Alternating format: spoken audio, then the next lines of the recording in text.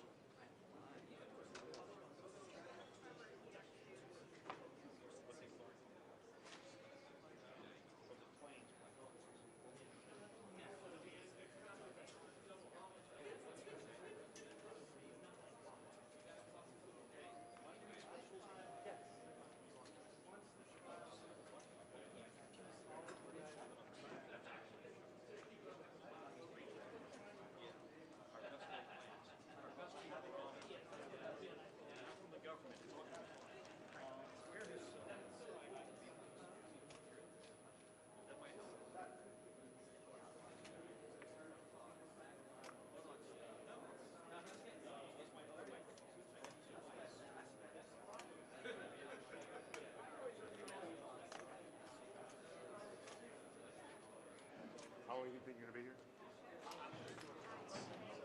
So I need this area clear.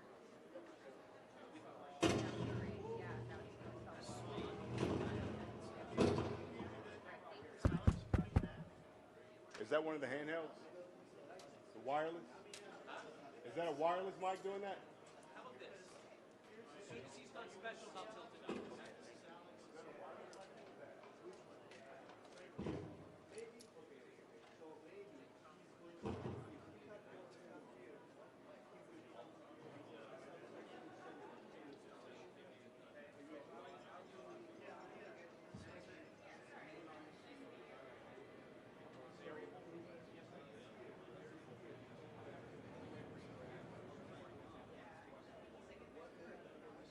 Okay, so see this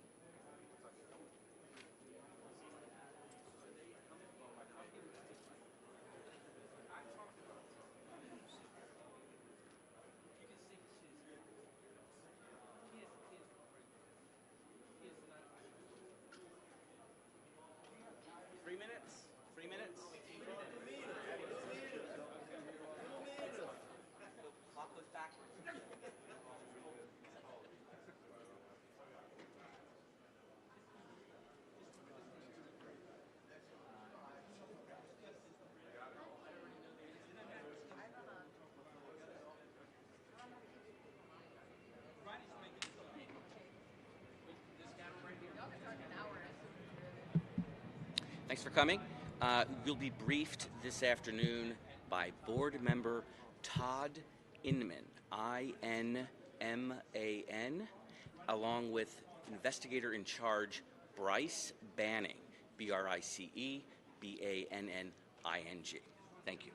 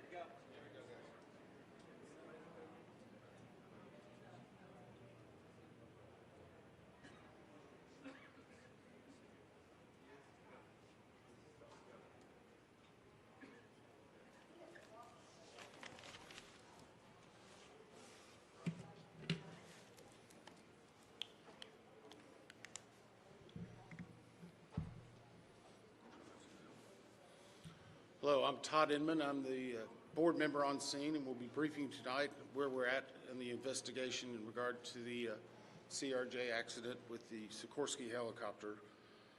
Let me just start with, as usual, our hearts go out to all the families of the victims. In fact, I just spent the last several hours with them before we came here, and I apologize that we had to move this back. But they are one of our primary concerns, along with making sure we get factual information out. They are having it's a hard time for them, obviously. And we want to do everything we can to make sure they get the most accurate information and factual. And has always been at the core of the NTSB mission, our job is to just come out with the probable cause, but then more importantly, make recommendations so that this type of tragedy never occurs again. So today, I know yesterday you saw the chairman, myself, and all the board members here. I just want to let you know they are still actively involved with this. We're just trying to make sure we're dividing and conquering. The chairman and I have had multiple conversations today. She's helped out a lot in making sure we're getting the investigative needs we have. And she's at the command post right now working with some of our people. I'd like to start by just thanking the first responders. When this first happened, a unified command was set up, and we had a lot of important people that came and worked with us. In Virginia, the Fairfax County Fire and Rescue, Fairfax County Fire and Rescue Department, Arlington County Fire and Rescue, Arlington County Emergency Management, Alexandria City Fire, Alexandria Police, Virginia State Police, the NCR Incident Management Team, the Virginia Department of Emergency Management, the MWA's Fire and Rescue Team, MWA Police. A special shout out to every one of them. MWA has been amazing in helping and working with us, and we're truly appreciative. Along with DC Fire and Rescue, just extraordinary, taking the lead. Prince William Fire and Rescue, Baltimore Fire, Baltimore Police, Anne Arundel Fire Department, Maryland State Police, Maryland Natural Resource Police, MPD, DCFD, from the federal side, the U.S. Coast Guard, U.S. Army, U.S. Air Force, FBI, Secret Service, Customs and Border Patrol, Park Police, and of Labor. All of those have been amazing partners and are one we wanted to. As I said, we did family briefings last night, and today there are over 100 family members that are now in the area receiving briefings, and as part of a legislative requirement, receiving family assistance. They have been briefed by the medical examiner, the fire chief, NTSB chairman, and myself, along with the family assistant unit from PSA Airlines. In regard to NTSB staff, all staff are now on scene that have been requested, and I want to point out one specific staff member because we're doing a joint NTSB and DOD investigation.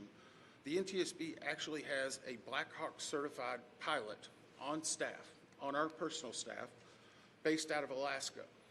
Once we realized the dynamics and the intricacies of the Black Hawk, we have brought that member in. They are on scene now, providing direct technical assistance to the.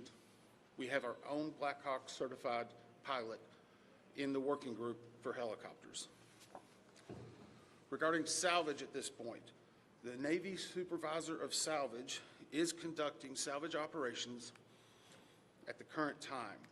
Barges are en route from Virginia Beach, and we anticipate them to be on scene early tomorrow morning.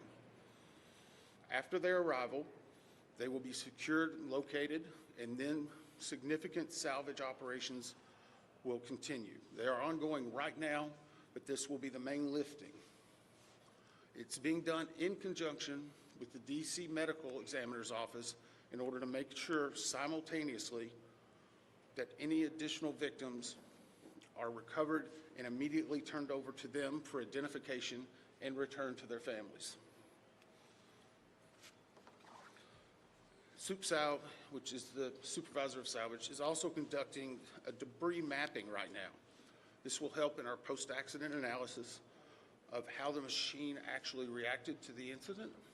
It'll also help us with understanding some of the airworthiness and crashworthiness and human factors. We have right now two distinct debris fields.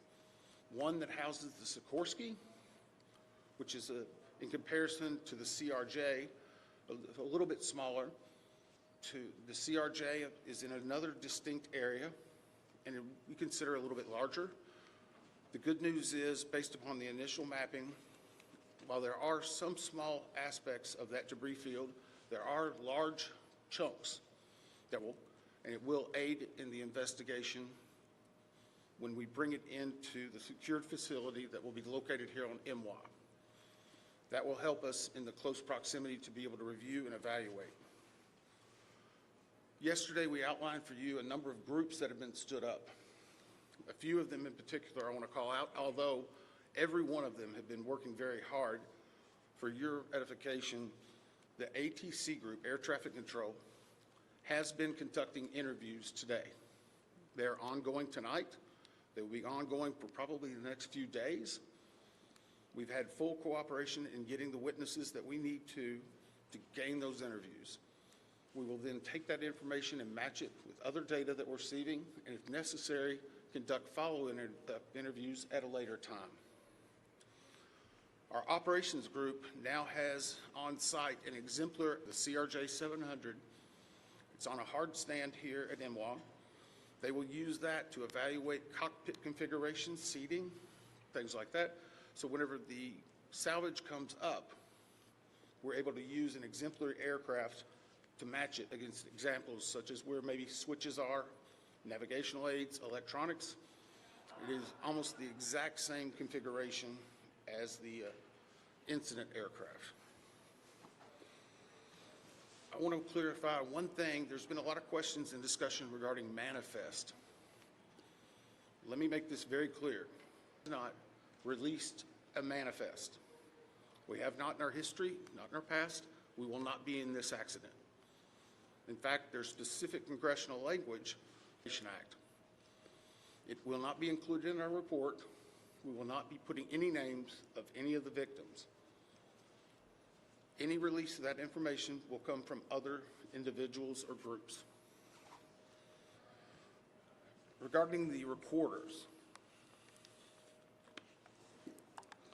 As many of you saw last night, we recovered from the CRJ 2 separate recorders. One was a FDFR, that is a flight data recorder.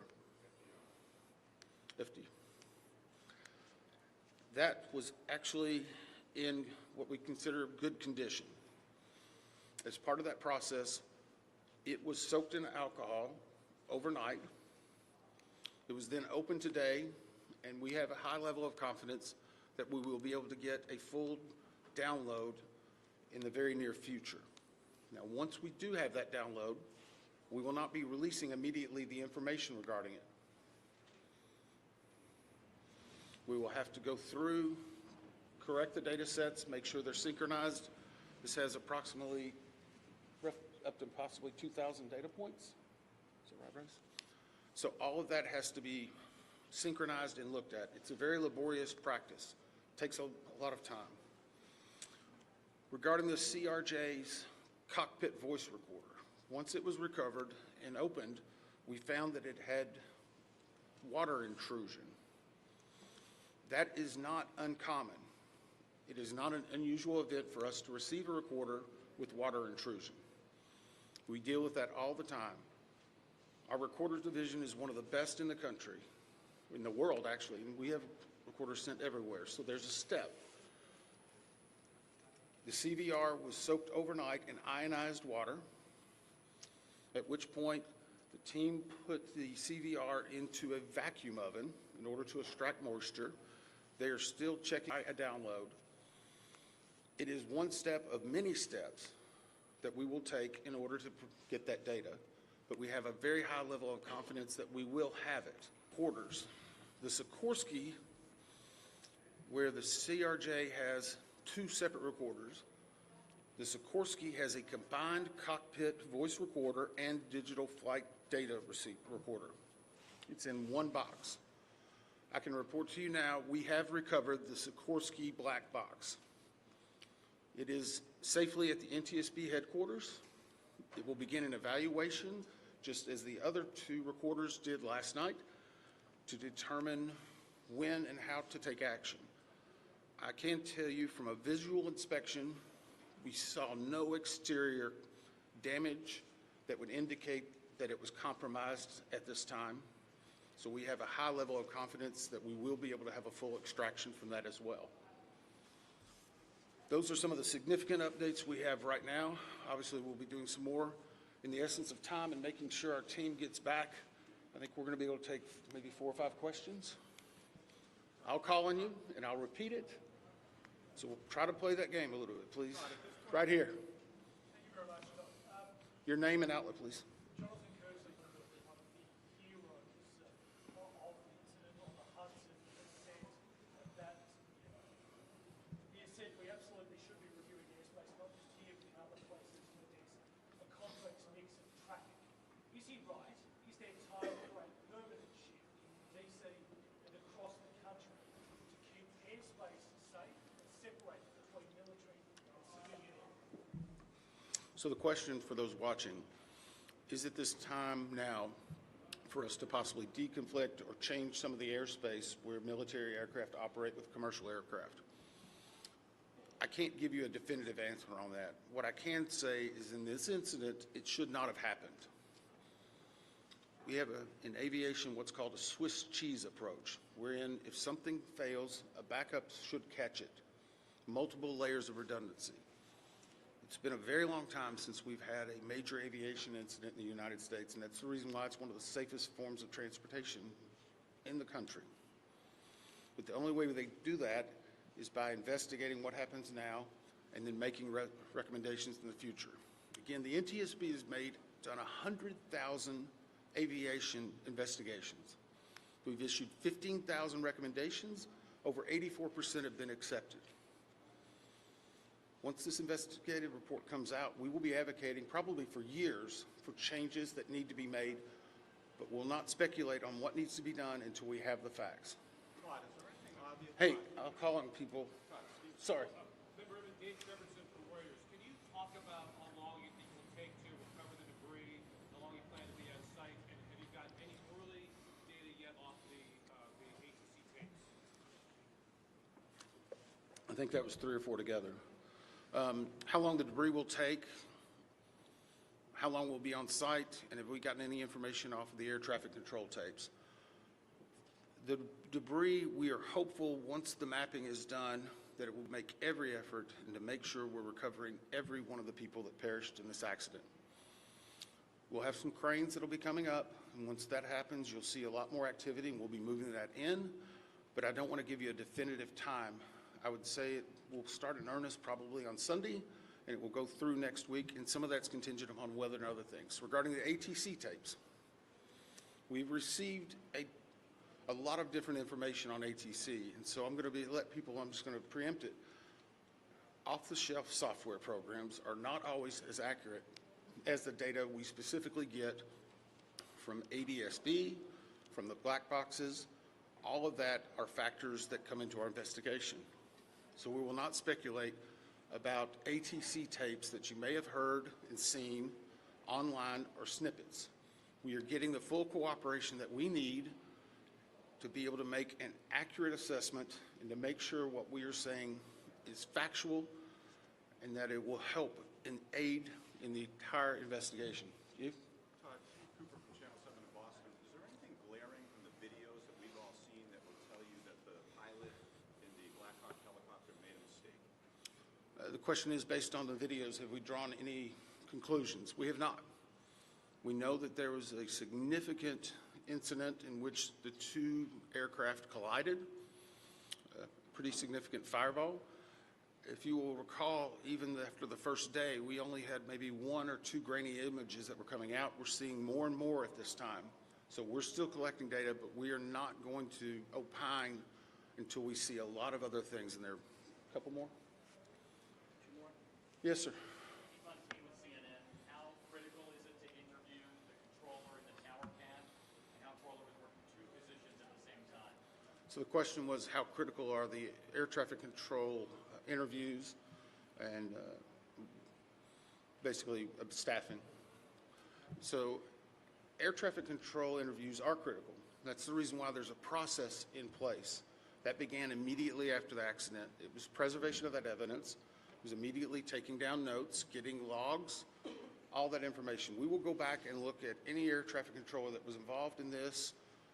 We'll go back and look at their past probably 72 hours, even 2 or 3 weeks. We'll look at their training, their hiring, everything, what they probably ate that day. But it is not one point that tells us everything. It's layered into a lot of other information that's very critical. A very robust plan in looking at staffing.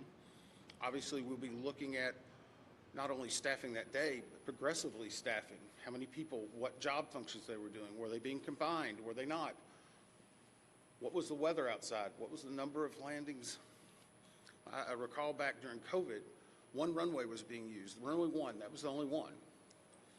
33, as traffic came back, started being opened up. So we would look at changes in traffic patterns, construction at the airport, all of that. It all paints a very big picture. Who are you? Sorry.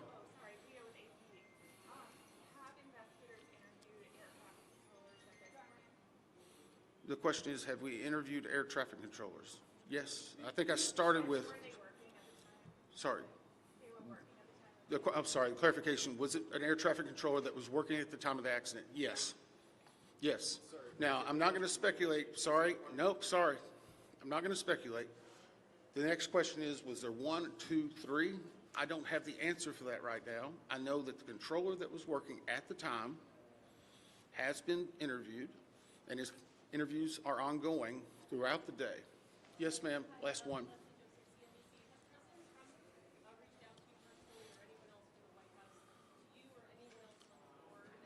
For other board members, I won't speak for other board members. I know that the chair did a briefing yesterday. It was publicly discussed and gave some information. Not received any contact.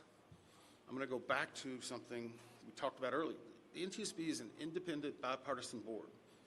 58 years as the gold standard. Our job is to find tragedy doesn't happen again, regardless of what anyone may be saying. Our investigators never want to see this happen again, and I never want to have to go back and brief another set of family like that. Thank you. Thank you very much.